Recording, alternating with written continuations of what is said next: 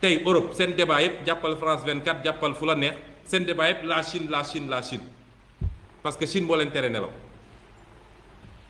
fii ci téere bii Cheikh Anta Diop civilisation ou barbarie boo demee ci page 88 dafa ne maintenant que les jaunes en particulier les japonais font leur preuve dans l'ordre scientifique malgré la prétendue infériorité de leur mensuration crânienne, le racisme dans cette direction tend à devenir insipide. C'est pour cela qu'il prend de plus en plus un caractère bipolaire, nègre, blanc. Au dernier conseil de cabinet de juillet 1979, le gouvernement français s'est assigné comme objectif de rattraper le Japon. Kon, imaginez cette Afrique tey bu nekkoon une puissance mondiale kenn dootuñu xeeb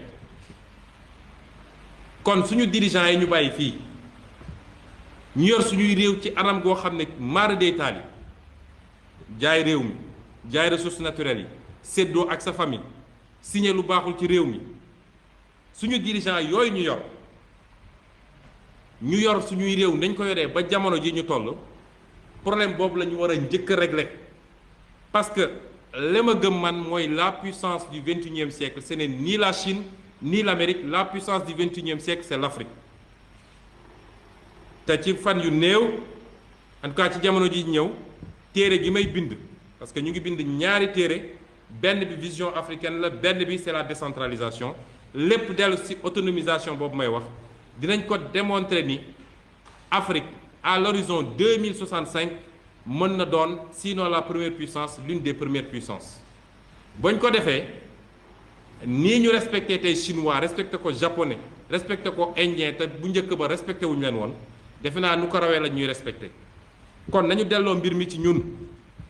te bañit foofu lay daanelee nañu moytu manipulation parce que indignation c'est bon mais question yi ñu war a poser wu mooy subitement rek adduna bi yépp ci jamono boo xam ne dañu ne woon ab feebar bu doy waar a ngi fi ba ñu ne ñépp dañu leen confiner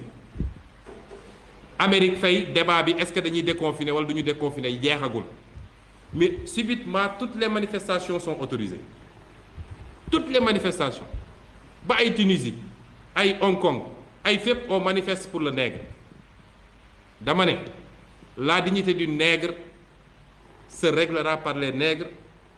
quand ils prendront conscience de leur responsabilité par rapport à leur propre histoire te mu laaj ñu remonter ci ñun ñooy kan depuis l'Égypte antique en passant par l'époque médiévale bés bu ñu ko defee dootuñu soxla ñu naan dañuy manifester waaye li tax ma ne nañu moytu mooy dañu nekk ci contexte boo xam ne ñii bëgg a dugal nouvel ordre mondial jaar nañu fu ne mu dëgër fu ne même affaire corona bi jaar nañ fa andi ñu coowul vaccin bi ñu xamee ni africains yi dañu nangu vaccin alors que suñuy président yenn suñuy président ñoom nangu woon nañ ko ba noppi parce que président bu taxaw naan la nouvel ordre mondial rek mi ngi ci système u gars yi am na lu ñu bëgg fexe ba dugal ko ci li nga xam ne moo leen di gêner ci liy capacité Afrique rawatina nag croissance beeg jeunesse population beeg yeneen ak yeneen kon ñooñu bu dee jaar nañ fu ne mu dëgër lii am ñu daal di créer benn dynamique boo xam ne pour créer un choc mondial benn chaos mondial jaare foofu nag ne il faut ñu dugal li ñuy dugal